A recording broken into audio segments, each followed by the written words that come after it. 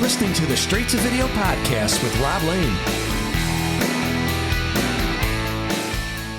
All right, what is going off? Hope you're all well and welcome to another episode of my podcast, Straight to Video. Today's guest encompasses a lot of what this show has always been about right from the beginning.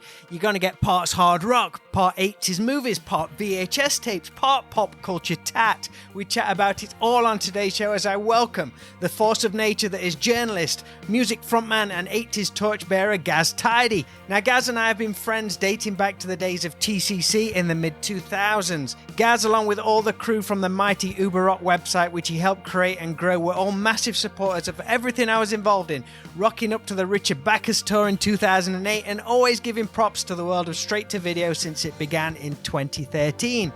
Gaz moved away from Uber Rock and went on to concentrate on his brilliant Pop Culture Schlock 365 project, showcasing his love of all things pop culture from the 70s, 80s and beyond, every day featuring a mind-blowing item from what seems like an endless museum of retro goodness. More recently, though, he has reunited with his bandmates from 3 decades ago to reform the band Sister Morphine. Their arse-kicking rock and roll band which formed in the late 80s but never got the chance to put out an official release until now. Valentine's Day 2023 will see the long overdue release of the debut Sister Morphine album Ghosts of Heartbreak City, which I've been lucky enough to hear, and it's a pure and simple hard rock banger, which you can pick up from Big Egg Records or hit up the Sister Morphine Facebook page for all the links and to hear some of the songs. We chat all about how the band got back together, along with as much other cool stuff as we think you can handle without going off on too much of an 80s tangent. This was a lot of fun to do, and I hope it comes across that way too. Today's episode of the Straight to Video podcast is as ever presented to you in association with Affinity Photo, an incredible piece of photo editing software which I've been using for graphic design the past couple of years. It's used to create the podcast episode artwork you see each week and is an extremely affordable alternative to other programs on the market. Please check them out at affinity.serif.com. All right, let's get into this. Gaz is a great storyteller and I loved hearing all about his adventures over the years, which I'm sure you will too. So let's dive into my straight to video talk with Sister Morphine singer and Pop Culture Schlock 365 president and curator, Mr. Gaz Tidey.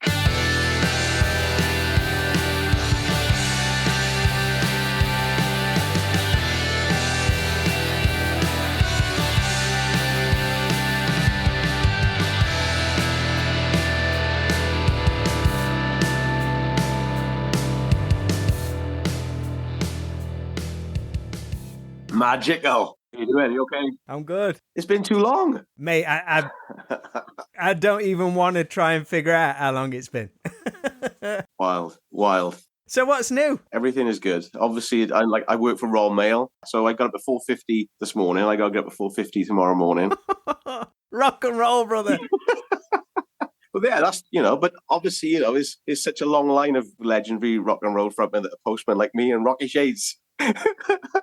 Who hates me, by the way? Why does he hate you? Oh, man. Johnny Haywood, he was in the Rathchild fan club back in the day. So when we were doing Uber Rock, he was like, I want to get a warts and all interview with one of the guys. So he got a Mark Angel interview. But of course, it was later on when they had Gaz singing for him. And they said, we can't mention Rocky Shades. He's got like an injunction against us. We're not allowed to mention him, right? So they didn't mention him at all. And then we still had we had an email off his missus who was like, she was like a primary school teacher. So we had this pseudo intellectual email written like some kind of sixth form magazine warning us that we shouldn't mention him. And John was like, don't reply. You like, of course, straight away I was messaging back. The reply came back and it was Rocky. It was all caps lock on, spelt wrong. Yeah, right.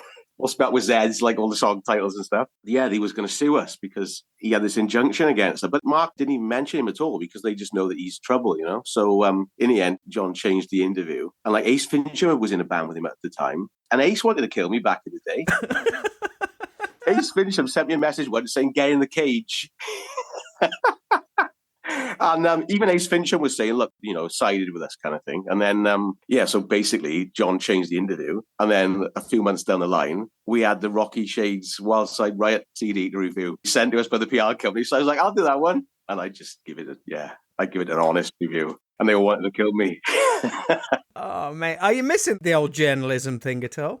The time, no. The writing, because I was always into writing. You know what I mean? I wasn't really... A lot of the people who do it, I mean, when you were doing it, right, Trash Pit and all, you would kind of, the way I saw it from you was like, I know all these people, I got this connection, I want to ask these questions. Like, I know other people want to know the answers, which is what we were like, but too many of the other people were just, they just want to get passes and they want freebies, you know how it is. Cockadurnos, we always called them privately, But like, yeah, I don't miss the scene, but I always wanted to write. I felt I could write a review that would change something, There was me and Craggy, if you know Craggy, Craig Binding. He was in the Trash Town Thrillers. He lives in Brno now. He went to the Czech Republic. He's like teaches English. He still plays. But me and him were kind of proper, like, we're going to write novels and we're going to change the world with our reviews kind of thing. It was about the writing. And then, it become a bit formulaic. So I don't miss the time that it took. But I miss all of us together. It was like a gang, It came across that way as well. Man, it was wicked, man. Yeah, it was. It was great. So where are we now? Are we in your office space, front room? I'm just in my living room. Okay. So where's all the stash? Where's all the good stuff? Can't say. Yeah, there's some stuff. It's like, there's some stuff dotted around. I'm pointing at something. You can't see it, but there's like a Phantom Menace poster signed by Ray Park is up there. And there's like Alice Cooper signed CD and Mark St. John signed Animalize over there. I won't show you. There's stuff around, but it's just, it's like Jenga, fitting it all in. I want to try and trace as much of the Gaz Tidey pop culture journey as we have time for, because from what I can see, like myself, it appears you were like this sponge for pretty much everything growing up. Or different avenues, yeah. Yeah, there's a lot we could chat about. First then, mate, let's talk Sister Morphine, your band from 1989 through to the early 90s. You're back with a debut album, Ghosts of Heartbreak City, some 3 decades in the making. Can you give us a brief overview of how you all came back together after such a long time to resurrect your old band? Yeah, it's a wild story, really. We've kept in contact and we've always been friends because, as you know, being in a band, even though I haven't been in 700 bands like yourself, it's like you've got that gang mentality. You're always friends. There's fallouts, of course, but you've got that one thing in common. So we've always stayed in contact. And a couple of times over the decades, I tried to get them back together to do something. We were asked to do Slugfest, which is the festival here, and that didn't happen. And I just looked like we were never, ever going to do anything. And through the pandemic, I was classed as a key worker. I had to keep working all the way through it. And I injured my knee. I had a really bad injury to my knee. I had to have an MRI scan. I had to have an MRI scan the night before my 50th birthday, right? That makes you feel old. When they strapped me in and they put the headphones on me, Teenage Dirtbag was playing, not a joke, Teenage Dirtbag, just rubbing it in. So I had 6 things wrong on my knee. I was laid up for a little while. So I was like, what can I do? So a little while previously, I bought one of these new versions of an 80s boombox, right? So I just thought, I can get some tapes and I'll just convert some tapes to digital because I had a load of bootleg gigs. And Bam Ross had messaged me about a Dogs the Morning that I'd had, saying, I'd love to listen to this. I thought perhaps I'll just convert some of these. I'll send it to Bam. That's the only job you do when you've got literally nothing else to do, because it's one of the worst, most boring jobs ever, converting stuff. Yeah, but I didn't even get around to doing all that. I had loads of really good bootleg tapes, Annie Rocks and Zodiac Mind Warp and loads of really good stuff. And I just found a load of Sister Morphine tapes. And it was just rehearsals and some live stuff. And they were songs that I just completely forgotten about. So I just converted them all, single songs, which obviously was a lot quicker than doing the full gig. And I just sent them to the boys and said, do you remember this? Do you remember this? And then I just had a load of files back. I found another band that me and Nick and Dan had formed after Sister Morphine called Black Jesus Thing. Songs from that, and we were just sending stuff back and forth. And then we had a song come back, Black Arts and Bruised Egos. I was like, I can't even remember that song. That's great. And it just became, what a waste, you know what I mean? Because at the time, in 1990 and in 1991, we'd agreed to record and release this 12-inch. There was a studio called Soundbank Studios, I think, and they were going to start their own label. And the Manic Street Pictures Suicide Alley, the single came out on it. They did that. So we were going to do a 4-track 12-inch, and it just sort of fell apart. Nothing ever came of it. And then, of course, at the time, disillusioned as I was, I had a chance to go off into writing, which is what I did, which is how I started doing all the stuff. And that's another, segue into all the movies and all that. So we always had a kind of feeling like there was a bit of unfinished business. We never had that physical product. We just had cassettes. We had a T-shirt, we had some cassettes, and that was it. So I was just feeling sentimental, I guess, because we'd lost a lot of good people in that time. Without wanting to politicize anything to do with COVID, just before the pandemic, I lost my friend Sean Rogers with leukemia, who was a great guitarist. He used to be in the band Gangland with my friends Chris and John. We lost Tony Harding, who was John Blood,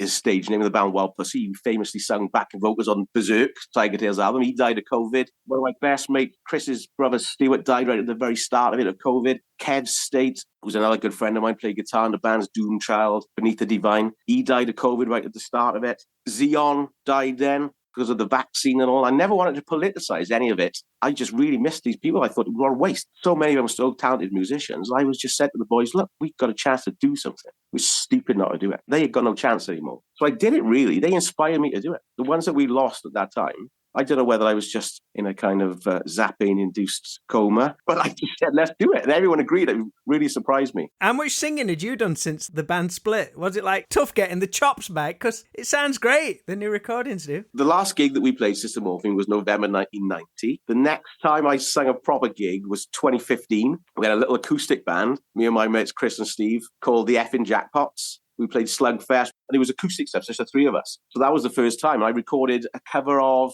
Don't Need Love, Johnny Diesel and the Injectors. We did that for one of the charity CDs. It was really good. But I stopped doing it because I had a chest infection, and I kind of lost the higher end of my voice, which was never really that high, but I felt I'm never going to be able to sing again. So I said, let's do this Sister Morphine stuff. Thinking, am I going to be able to sing it? So we talked about, we'd change the key and all this, and I did it all. I just nailed it all. I was 50 singing it for the first time. Some of the songs I wrote, it was the day before my 18th birthday I joined the band. So I wrote some of the songs then, and then I was singing them when I was 50. So yeah, I did it okay, I think. I mean, you've heard some of the songs. It sounds great, dude. I was wondering how you approached the album sonically in the studio, because it sounds like it could sit happily back in 91, one of the last great years for hard rock, but it sounds equally as upbeat and exciting today because the songs are great. The hooks really shine through. The whole thing at the time, obviously, we were lumped in with, the Choir Boys and the Dogs and More. Originally, it was Hannah Rocks and Lords of New Church. They were the kind of bands that we were, we've been listening to and kind of wanted to replicate. We did go through a bit of an outlaw country kind of phase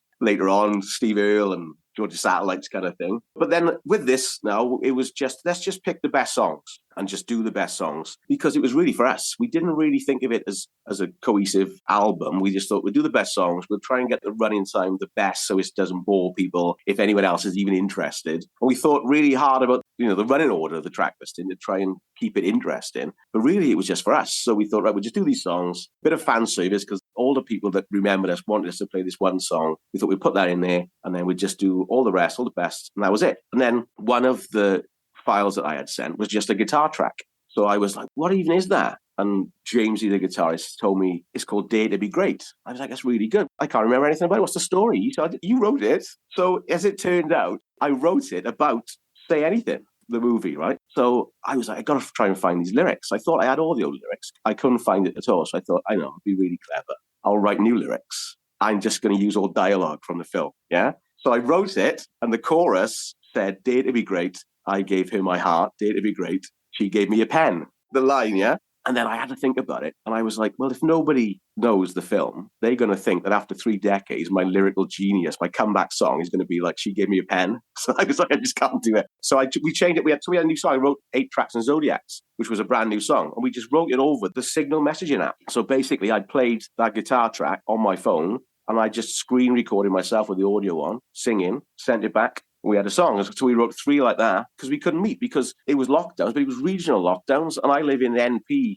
postcode area. They live in CF. I couldn't even meet up with any of them. Is it Abertillery you're in? Abertillery I'm in. And then Benley is in Cardiff. Jamesy is in Hensel. Jonesy is in Pontypridd. And Mike is in, I don't even know where he is. He's in Enigma. He's in Pontyclean-ish, around that area. But the places that you probably never heard of. No. Yeah, we're all spread out. So we agreed to meet in Red Rock Studios because Lyndon Price, who owns Red Rock, he was the guitarist in Wild Pussy. That was the first ever band that we supported in 1989. So we thought it's got a nice little feel to it. So we'll go there. So we couldn't actually get there till October of 2021. And the first time that we rehearsed, we all caught COVID. That was the first time. So we couldn't meet because of COVID. We met, we rehearsed, and we all caught COVID, so we couldn't do anything. We rehearsed, I think, 3 or 4 more times in 2021. And the last one before the end of the year, and it was just me, Dan, and Mike left in the studio. Mike started playing this bass run. Well, that's pretty good. And then the 3 of us just came up with a song, Holy City Zoo, which is the opening of the album now. That was it. We dropped one of the old songs, played that, and then we just, it was just trying to get everyone's calendar to align to just get in to record it all. So we just went in,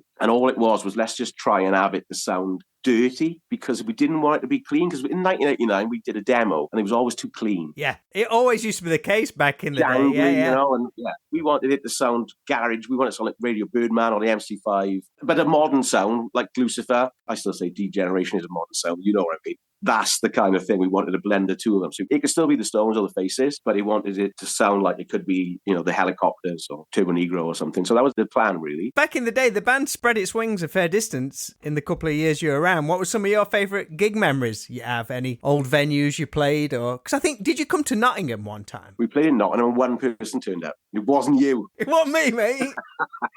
I can't even remember the place. We did like 5 dates in a row. We had a manager at the time. He booked us in all these dates. And it turns out, as we found out on the day, it was like some student pub and it was out of term time. Everyone had got home, so one guy turned up. But on the day, we found out that we were in like some back of the bands live on the radio. So we played and we just played the songs like our set we were going to do live on the radio. So we had to play for this one guy. I think we might have given him a free t-shirt or whatever. I think the place was called The Yorker. I remember it was upstairs in a place and it was like all photos of bands that had played. It was like UK Subs and that, Sham 69 and that. Yeah, one person turned up. We had a bit of a package that we used to do now and again with Gunfire Dance headlining, Silver Hearts next on, and that's opening. So we did Cardiff Bogies, Birmingham Edwards number 8. We played Doncaster Jug. We played Corby Earl Street Club, which I always thought was great because on Blood, Fire and Live, the Almighty Live album, it was on their list of dates. I was like, I played there. Still, we never really took ourselves too seriously, which obviously is the reason why it took us 33 years to release an album. I've begun to realise more in the last few years. There's no time limit on anything anymore.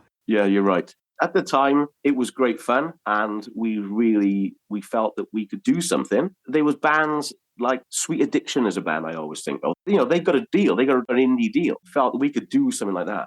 It was good fun. And, whenever we met up or talk, me and the boys, we just reminisce. And then suddenly it just clicked back into place. And we were just thinking for one hot minute, we could be a band again. It sounds like you've hit the ground running, though. It's all come together and it sounds great. I'm excited to see what the response is when you put it out there. We've been pleasantly surprised by it because really it was for us. It was just, we'll get this physical product. That's the best way. That's the most genuine way. Yeah.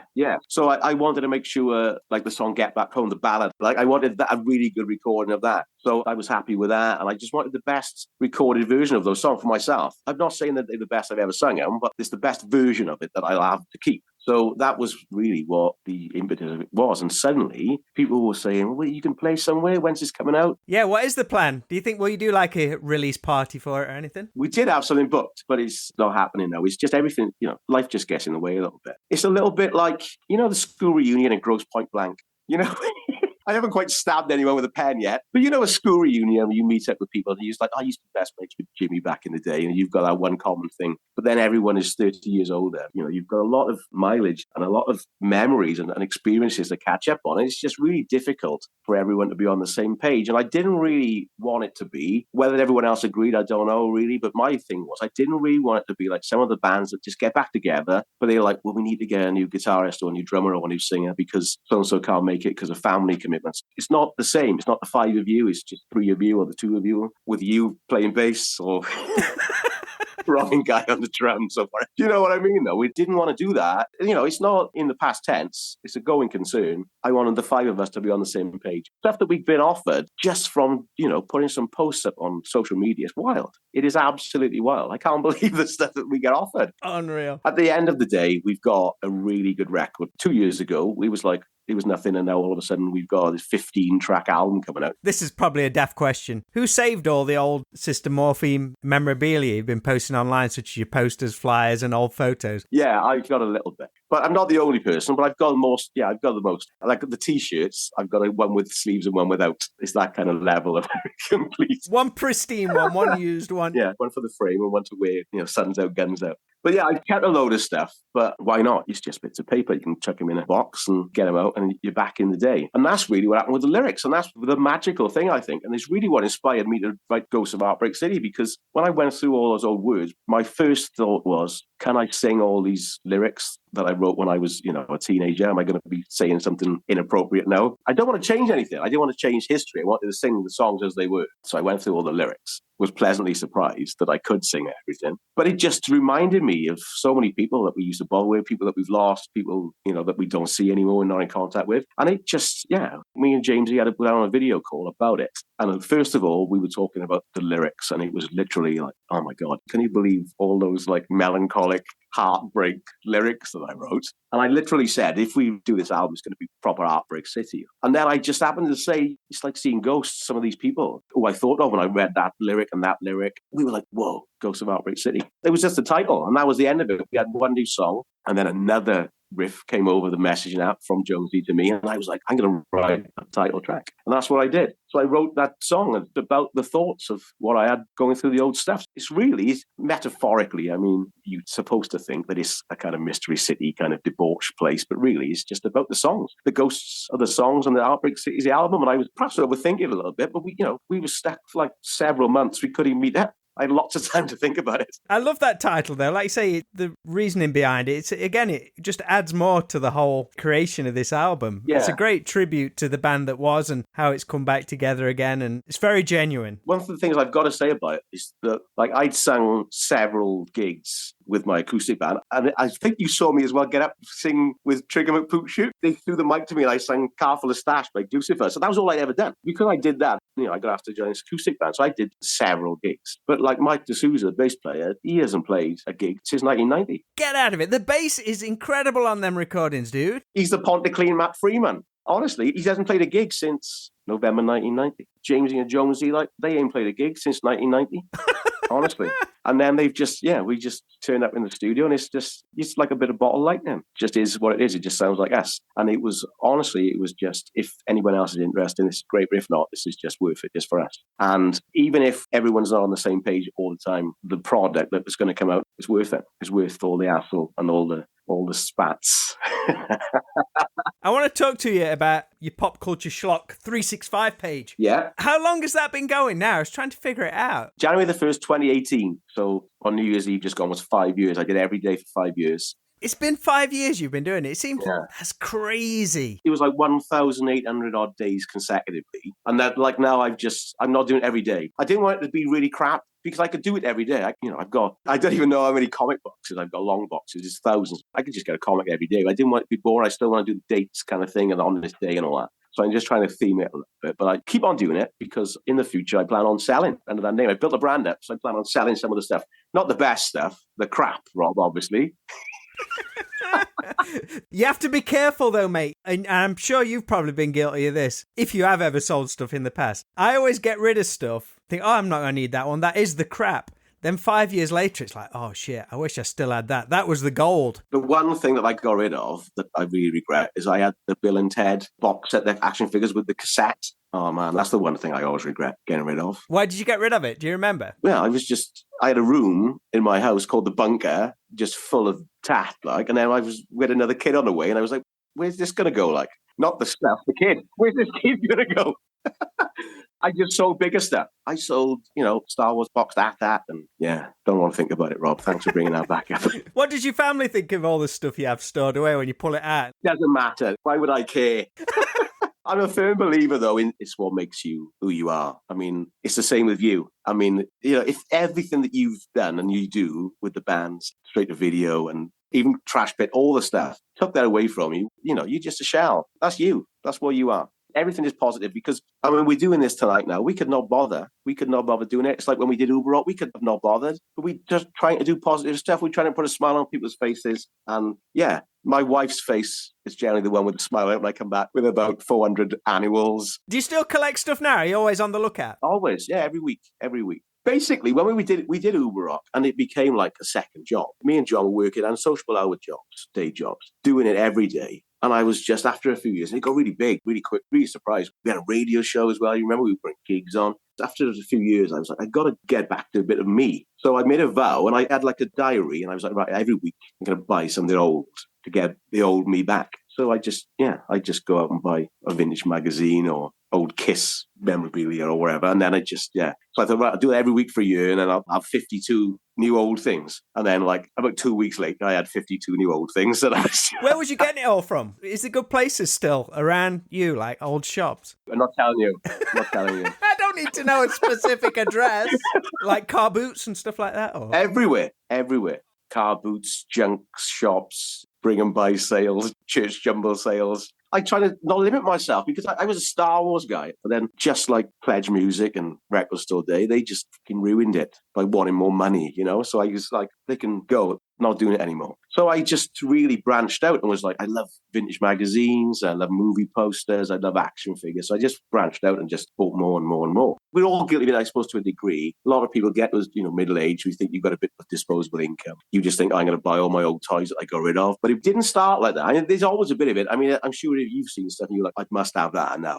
I used to have it. With me, a lot of it started when, even in my teens, like older teens, when it was just, I gotta have that, that's so bad, I must have it. I'm sure you've had some of those kind of things. It's like, even if it was big box VHS, look, that's terrible. Look at the cover, I need that. So a lot of it started like that, because I'm sure you were the same. You got rid of a load of stuff because you was, I'm too old to have these toys now. And then like 3 years later, you'd buy in Ninja Turtles or whatever. And yeah, it just started like that. A bit of irony, really. Like, I need that on my shelf. I had some really, really good stuff. And then it was just like, I love Fangoria, for example. And it was like, I've got loads of Fangoria, but I've not got every Fangoria. So when I first went on eBay, the first thing I bought was #1 Fangoria with the poster. And then I just tried to complete the Fangoria run, until it got shit.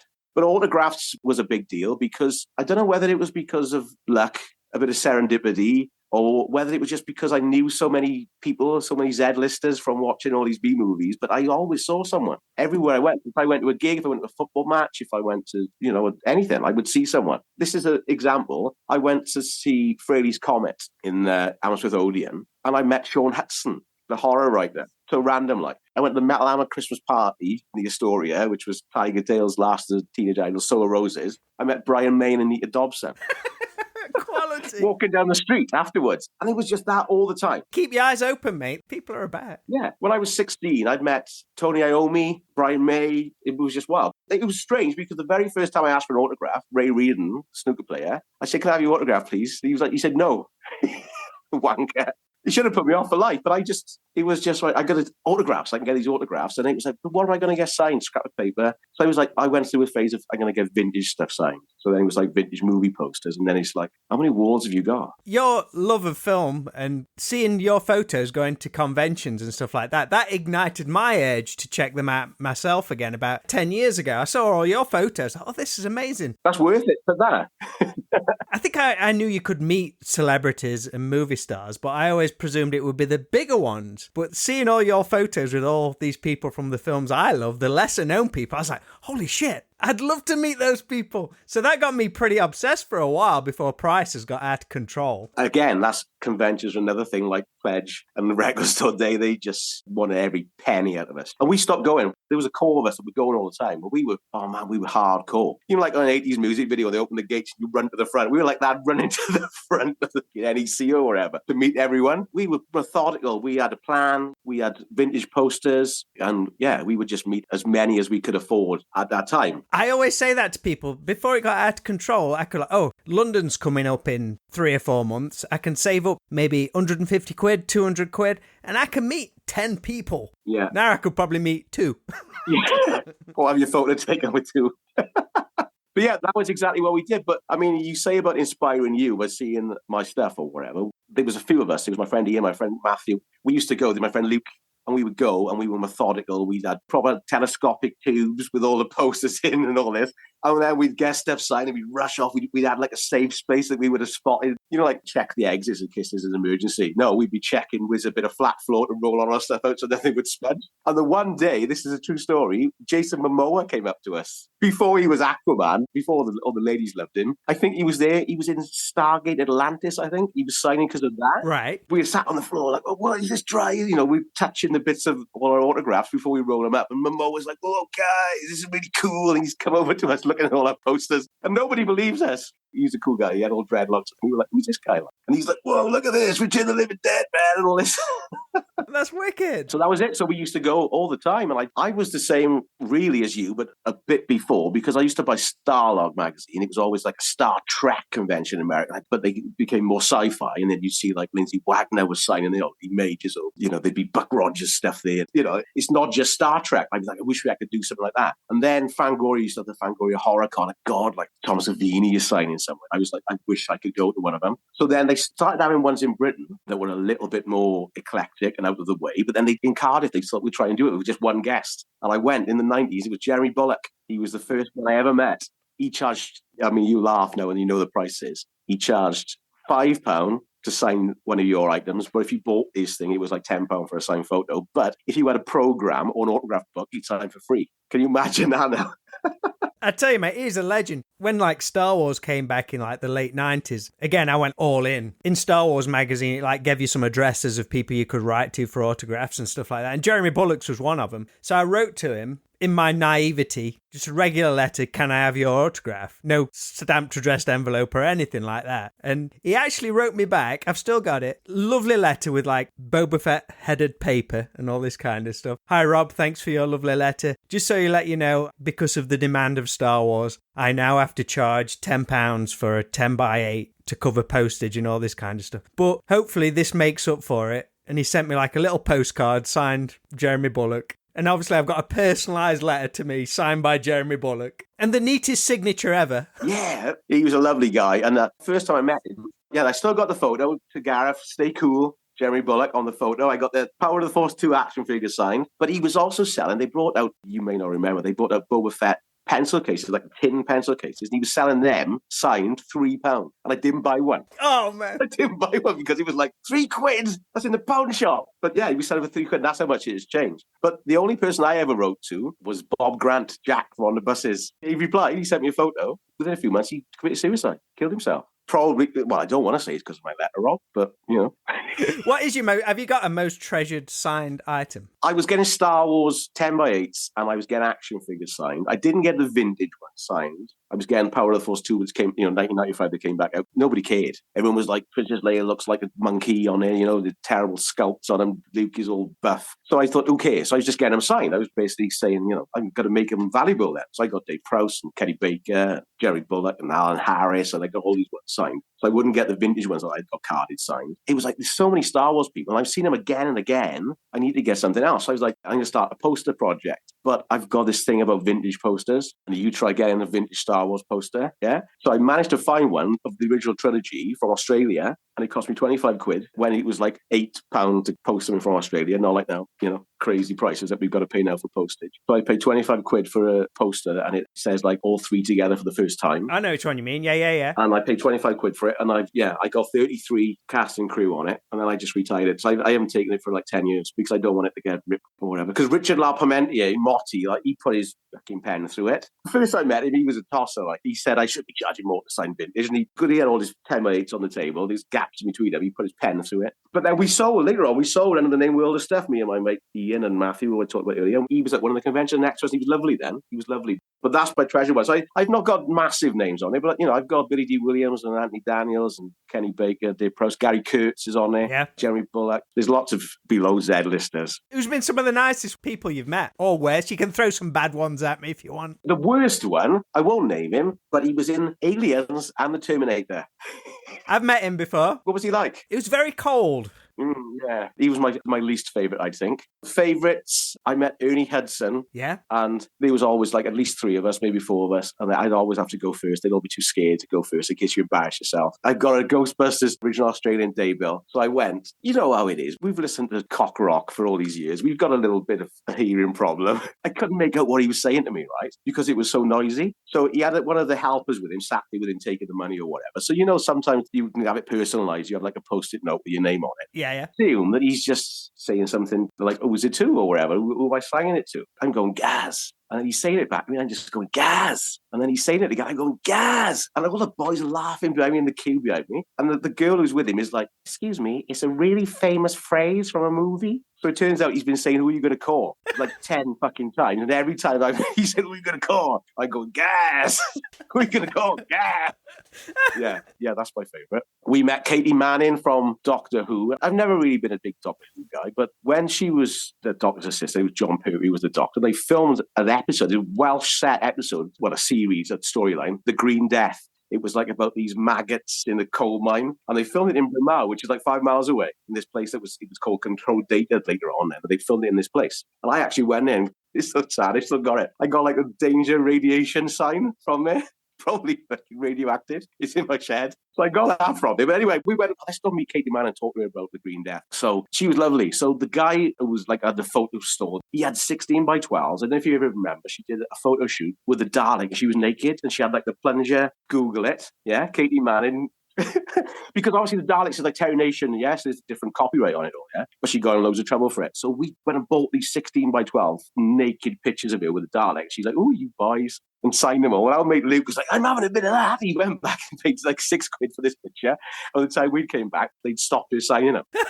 They were really angry with her that we'd managed to get them through the nude photos and all. So yeah, I used to have it on the wall, but yeah, it's not there anymore. Man, I love that. When you went to gigs, did you ever hang around to try and meet bands or anything like that? Was that ever a thing for you? Yeah. I don't know whether it was because I wanted to get stuff signed, first of all. It was just I wanted to be in that community. You must be the same. We always used to go to after gigs to see the support band. And then we'd be like, I don't want to see this crap. I've gone to see this obscure support band. You know, we went to see Black Sabbath on the Headless Cross because Circus of Power was supporting. So we hang around and like Ricky Mailer, guitarist comes out. So we've chatted to Ricky. And then, you know, it was always like that. It was always more of the occult stars that we thought were way cooler. So back in the day, it was always like, oh yeah, I've met Patrice Panache from Soul Roses, or it was always Ricky Warwick and Tantrum from the Almighty. And yeah. Me and Johnny, I did Uber Rock with Johnny Haywood. We went to see Ingrid Malmsteen, right? Because the Choir Boys were supporting. The Choir Boys, when they were signed to Survival Records, they got bought on the Malmsteen tour.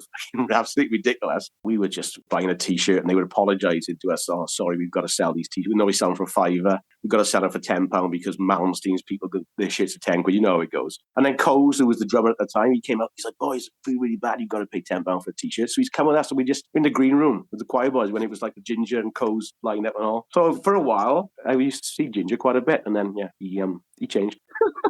I forgot to ask you, with your love of film and stuff like that, what was big for you growing up? Was it VHS or cinema, or did one trump the other? TV. People always forget TV. TV was first because TV was Ray Harryhausen on bank holidays, Ray Harryhausen films. So that was first. And all the American TV shows, which kind of took over everything. Yeah, Starsky and Hutch, my favourite show. So TV was first, and then Star Wars just changed everything. Star Wars changed everything. Bryn Mawr Market Hall Cinema, where me and John were lucky enough to put some stuff on when we did Uber Up. We showed Super Duper Alice Cooper. We did the At the Palaces Burn, the Lamb of God film. We actually put stuff on in that cinema where, when I was a kid, I sat and watched Star Wars, Grease, Convoy, Sinbad and the Eye of the Tiger with the Spider-Man live action pilot as, you know, the B film, Abba the movie, all the greats.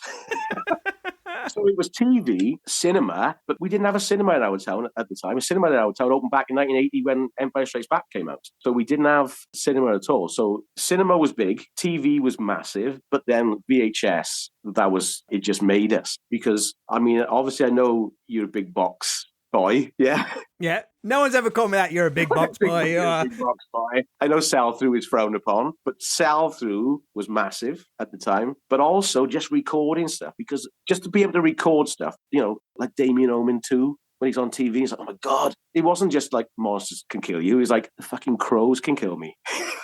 I'm never going in a lift again. There's a frozen pond. You know, it's stuff like that. Recording Halloween, recording Salem's Lot. And it became yours then, didn't it? I remember when we got our first video to and added my own blank tape. Here's your blank tape. You can use that to record whatever you want. I just recorded a random episode of the A-Team. It was probably the worst episode ever. But for the next 2 weeks, I'd get home from school and watch that one episode over and over again. Was it the Boy George episode? I don't think it was. What a shame. What was the first ever video that you rented? Do you remember? I don't remember, to be honest, because I used to go to my grandparents at the weekend, and I remember going with my uncle to buy the first video recorder. It was a Betamax one, because he'd actually done some research, and he knew back then that Betamax was better quality and all this kind of. So he's like, I want the best one, and he brought a Betamax one. But my grandma used to go to the video shop at the weekend, and she'd rent all the horrors. So I saw like Evil Dead and Evil Speak. Like they were like some of the first films I saw. I used to go to my grandparents on a Friday after school. We had a junior comp. We did 3 years in junior comp, and then went to a comp for the last 2 years. So in the junior comp, bought a VCR, sorry, and then I was like, I'm going to rent something on the way home. We had a little corner shop called Brooks's. It was right by where John Haywood lived, and I rented Streets of Fire and 48 Hours. They didn't give a fuck how old I was. And I had them for the weekend then. I had them on a Friday, took them back on perhaps the Sunday night maybe. And I had those two films, and I watched them, my mother watched them, I watched them again. And that's what we did. And then it just became crazy. I even remember the first sell-through that I bought. I remember going to W.H. Smith's, and he was like, we can buy these films. They were $9.99 when Channel 5 brought them out. And we bought The Evil That Men Do, Charles Bronson, between us. And then I just started collecting. And the first one I bought my own was Deadly Blessing. And then it was wild that we could have those films because at the age that we were, I mean, obviously you're a bit younger than me. We couldn't go to the cinema to see the horror stuff that we were all into. I had a friend in school, Leighton Phillips. He was just scared the shit out of us. He'd talk about Ouija boards and possession and all this. We'd be scared. I'd be scared to go upstairs in the daylight after I come home from school because of him, right? And I ended up doing a magazine with him. We did that. And when I left Sister Morphine in 1991, it was because we kind of like was treading a bit of water. And I had a chance to do like a fanzine, a horror cult film fanzine with Leighton Phillips. Like, and he had a degree in English and I had an O level in English. And I was like, I just want to do it. What was it called? It was called Mentally Penetrated by an Acid Enema. Swear to you. And then, like Forbidden Planet sold it, the Negative Zone, the comic shop sold it, and then we sent spec copies off to some of the comic shops and specialty shops, and we had one sent back to us, and it said, post-it note stuck to it, and it said, utter bullshit, even wankers would be offended. So we put it on the flyers then for the next issue, and we did that. We changed it to Channel Zero then and went a bit more upmarket. Yeah, I changed it to Channel Zero because of Public Enemy. It was a lot of stuff. Obviously, Video Nasty had come and gone. In the 90s then, obviously Child Play 3 was linked with the Jimmy Bulger killing, and we were just railing against all that. It's hard to think that we couldn't see the Texas Chainsaw Massacre and The Exorcist. I know. It blows people's minds when you say that. I didn't see Texas Chainsaw Massacre for years. When did it come back in the UK officially? Was it like mid-90s? The Exorcist was 99, I remember, because they re-released it in the cinema, and I went on the opening night to see it in the cinema, and the people still walked out. A couple walked out. Still 1999 walked out, yeah. But I remember, because The Exorcist, that was the one, yeah? And I remember going to a jumble sale, and I bought the paperbacks of The Exorcist and Friday the 13th Part 3, and they disappeared. Decades later, my mother admitted that she threw them out because she was scared to have The Exorcist book in the house. She threw it away. Thought it was going to be possessed by 10 pence jumble sale fucking paperback that I bought. But that's what we were like. And I'm sure you were the same. It was just forbidden, wasn't it? And then obviously as we got a little bit older, we, tape trading live gigs and tape trading VHS underground horror. It was just brilliant. It was a brilliant time. Shit quality, I wouldn't even, I'd never watch a channel on the TV now if it wasn't in high def. And now we used to watch stuff and it's such bad quality. It's like watch it through a net curtain. Exactly. It's just been right through it. And then DVD. DVD was massive again. I bought a multi-region DVD, really expensive, as soon as I could, and just bought all those films. Just bought them all. I still got them all now. Charity shops won't even take DVDs now. I've got like 10 million of them. Yeah, but it's just having a copy of some copy of that film. And as a collector, it's just that cover, that artwork is gone now on some of the, the flip cases, the flipper discs and the clip cases. That's a relic now. I can't get rid of that. Gotta have the physical media, mate. When's the gatefold picture disc of the Sister Morphine album going on pre-order? Well, shaped picture disc. Shaped. First issue is obviously it takes so long now to get vinyl done. So it is on the cards, but it's 15 tracks and it's saying like, should we get this done and should we leave some tracks off? And I'm like, no, I want 15 tracks. If you're going to do it, you've got to do it all on there. Pink vinyl, black and white pink, which is the artwork. It was supposed to look like New York Dolls and the Dead Boys and the Ramones, and it's just that. So we need pink vinyl like the Soul Roses had. Nice one. But yeah, who knows? Who knows if it'll ever come out like that? But at the end of the day, at the very least, we've got a CD. I want my sew-on patch or my solid enamel pen. Yeah, I mean, obviously, I did patches before. I could do it. You've just got to think, I've got enough stuff in my house. I don't need 500 unsold patches. I'll wrap it up, Gaz, but how is it for you, someone who has been you've been championing nostalgia for such a long time, to seeing nowadays 80s pop culture, it's just swamping the mainstream. Are you cool with it? Are you happy because you can take bits from it? Or is it like when your favourite underground band suddenly gets huge and you're like, I was there first, I knew all this way before you? Are you liking that everything's still so big and popular again? I never got annoyed at Metallica being in Stranger Things like some of the thrash metal heads did. Like, have you never heard of Metallica before? Name 3 songs. Yeah, exactly. I'll be honest with you. If I see any kind of leg warmer or something neon, it turns my head. I can't, anything like it. I'll just be playing. There's now yearbooks that have been coming out through the year. I bought all them. Yeah, I got all the songs, but it's just, I like it. But there's a certain degree to it when it becomes really cheesy and really crap. And generally, it's when you go to see Adamant and you walk in and there's some wanker dressed up like Adamant, When you go to one of the Rewind gigs and it's like, oh my God, and some of these gigs, I saw Go West, yeah? Let's Rock Wales. And it's like, oh my God, I love Go West and Toya and Altered Images. But then it's just somebody fucking dressed up as Axl Rose, or you go on the slash wigs on. And... Is it you who coined that phrase a few years ago, shit slash wig or something like that? I think it was you. Yeah, it was me. It was me. Yeah. See, like that's my legacy. But that's what it's like. That is what it's like. It's like, Gutsy Adamant, and he'll play Dirk Wears White Socks in its entirety. And at the front is some fucking 50-year-old guy. He's just got the fucking white stripe. And that is the line. And it's just, what do? You need blinkers, I think.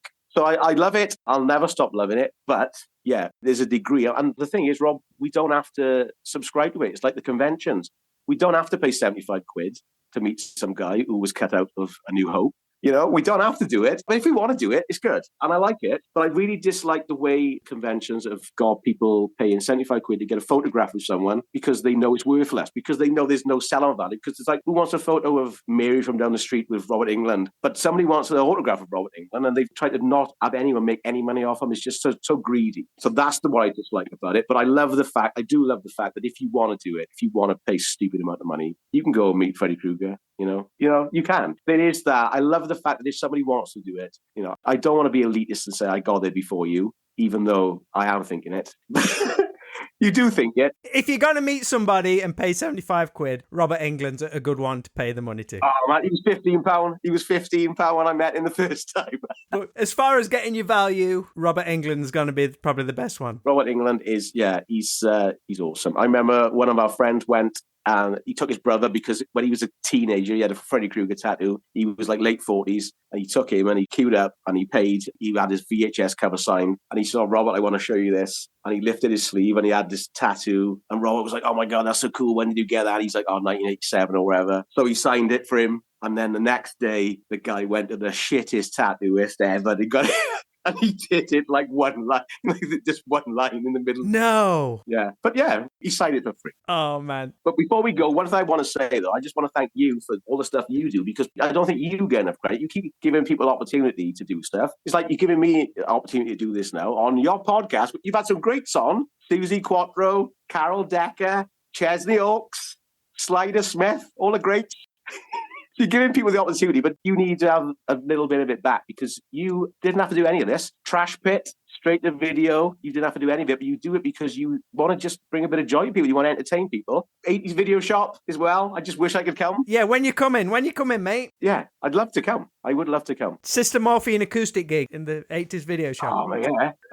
But one thing I need to say, the most important thing about a chat is now you hear these songs, you hear me singing, I got to be a shoe-in to be recorded on the next straight to video CD. I got to be on one of the, there's got to be a track for me somewhere. It's out there now then, mate. It's happening. Hey, you know what it is? It's 10 years of the first straight to video EP, so we got to do something. I mean, what can we do? I was thinking Crazy for You, Vision Quest. We wouldn't be going home alone that night when we released that. Mate, it's a date. We're putting it out there. It's out in the world. Gaz Tidey on the next straight to video. Can't take it back now. But thanks to Rob, honestly, what you do is great, and you need a little bit back because, yeah, we don't have to do this stuff, and you're doing good stuff. Thank you very much. From everyone. Cheers, mate. Gaz, you're a legend. I'm so glad we got to do this, mate. All the best. Thank you very much, Rob. Cheers. Bye.